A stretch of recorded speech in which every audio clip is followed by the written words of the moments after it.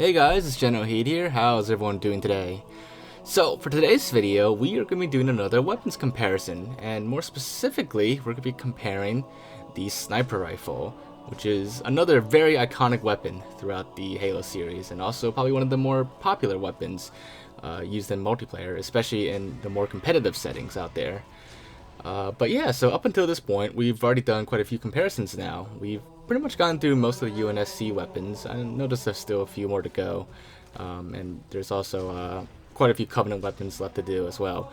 But before this video is over, make sure to let me know in the comment section what you guys want me to compare next. I'm basically going off like what people want for the most popular weapon to compare next. So leave your vote in the comments, and for the next comparison video down the road, I'll get to that eventually.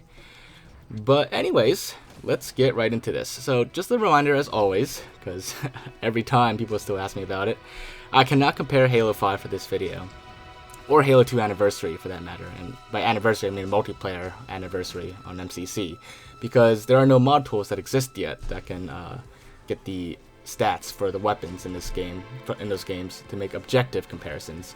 These comparisons, they're not supposed to be like, observations, like, oh, the weapon looks like it does more damage or looks more effective. I'm just only using hard numbers. And with that in mind, let's get right into it. So starting with Halo 1, the sniper rifle, it has a max range of 1,000 meters, which is pretty high. It has a velocity of 1,000 meters per second, which is also pretty high, which, makes sense. And it does a damage of 101 points of damage for some reason. Really odd number, I guess. It's not an even number like a lot of weapons are.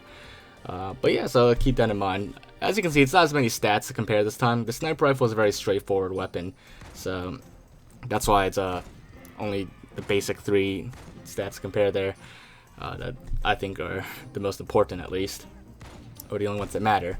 But anyways, let's get right into Halo 2 now. So with Halo 2, once again, sniper rifle comes back. It's more or less very similar to the Halo 1 sniper rifle in appearance-wise. I mean, I'm on anniversary graphics right now, but in classic graphics, they're all pretty similar. But the stats are very much different. For starters, the max range is reduced a lot, from 1,000 down to 120 meters. And its velocity, though, it's a little higher. Instead of 1,000 meters per second from Halo 1, Halo 2's sniper rifle bullet velocity is 1,200 meters per second.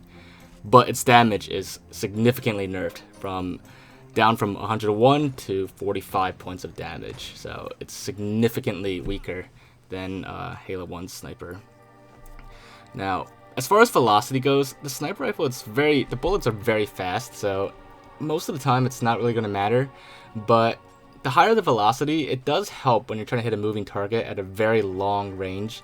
But like up close, like you see here on Halo 3, it's not going to matter too much what the velocity difference is. But if you're trying to shoot like across the map, like on a really big map like Sandtrap, it could make a difference. But let's take a look at Halo 3 stats now. The max range is bumped back up a little bit to 500, which is still half of the 1,000 meters from Halo 1's sniper. But the velocity remains the same at 1,200 meters per second, but the damage is further increased to 80 now, which does make it a lot better than the Halo 2 sniper, but still weaker than the Halo 1 sniper rifle. So, it's not a bad sniper rifle, but, Halo 1's weapons sandbox has a reputation for being pretty OP compared to the competition from newer Halo games. But we're not going to declare the winner yet, because we haven't gone through all the weapons yet. So, let's move right on ahead. So, in a lot of previous videos, I usually skip over ODST because a lot of its weapons and stuff, it's pretty much the same as Halo 3's. It's essentially just almost like a reskin of Halo 3, or just Halo 3 improved or something like that. But this time around, the sniper rifle is actually a little different in ODST than Halo 3, surprisingly. So we are going to be adding ODST to this comparison. So let's take a look. Its max range is the same as Halo 3's, 500. Velocity is also the same, 1,200 meters per second. Same as Halo 3, that is. But its damage is significantly higher. The ODST sniper rifle does 120 points of damage, which is much higher compared to the 80 points of damage that Halo 3 sniper does, and even higher than Halo 1 sniper rifle, which did 101 points of damage. So Now, as far as damage goes, ODST Sniper does more damage than Halo 1. It's now the most powerful sniper so far. But let's move on to the next spin-off Halo game here, which is Halo Reach.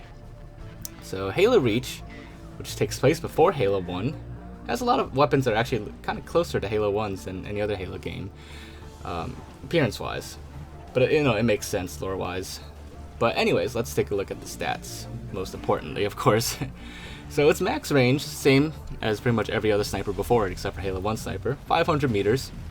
Its velocity, though, that's a whopping huge jump. So the highest velocity we've had so far is 1200 meters per second. But Halo Reach's sniper, the velocity jumps to 6,000 meters per second. So pretty much at the max range, you're pretty much guaranteed to hit any target that you fire at, even if it's moving. It is very accurate. But its damage is only 80, just like Halo 3's. So the Halo Reach sniper rifle is pretty much just a Halo 3 sniper rifle, but its bullets fire almost instantaneously. It's basically the main difference. But its damage is a lot less than ODST sniper rifle. Now, Halo 4 sniper rifle features probably the most visual changes of any other Halo game before it. It's the sniper rifle looks a lot different. I mean, you can still tell it's a Halo sniper rifle, but it's changed quite a bit. Its stats, though, actually have not changed much from the previous Halo games. Its max range still remains 500, like all the other games except for Halo 1, but its velocity is a really weird 2,799 meters per second, which I don't know why they don't go with rounder numbers like 2,800 meters per second, but that's what it is. And its damage is the same 80 points of damage. So sniper rifle remains pretty consistent throughout the newer Halo games, but there is a very clear winner here.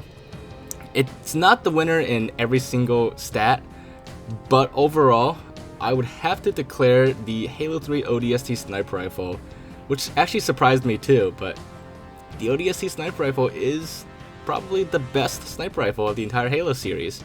Now that being said, there is no multiplayer mode to ODST, so for those of you who are more concerned about its usefulness in multiplayer, it doesn't really matter, but just the base stats of the sniper rifles in all the games, it would have to be ODST. The second best would obviously be Halo 1. But surprisingly, up until now, like I said, Halo 1's weapon sandbox has been pretty OP, and almost every one of its weapons have been the most powerful. But in this case, ODST takes the crown for that. And it does 20 points, actually 19 points, more points of damage than Halo 1 sniper. Its velocity is higher as well, so it's pretty much more accurate. Now, its range is half of that of Halo 1 sniper rifle, but I'd say the other stats pretty much make up for it. I don't think you're going to be able to need to shoot a sniper rifle that far. 500 meters is pretty far. It's enough to shoot across the entire map of Sandtrap accurately before the bullet stops and disappears. So, with that in mind, I don't think there's any map big enough where you'll run out of range for the sniper rifle. But yeah, so there you guys have it, folks. I'd have to say ODST has the best sniper rifle in the entire Halo series, aside from Halo 5, which can't compare. But yeah, so hopefully you guys found this to be interesting, and if you enjoyed this video as well, make sure to leave a like, and like I said, leave your thoughts and comments. Let me know what weapon you want me to compare next that we haven't done yet, and I'll do my best to get around to it in the next comparison video. But other than that, make sure to subscribe if you haven't already, and I will see you all next time. Bye, guys.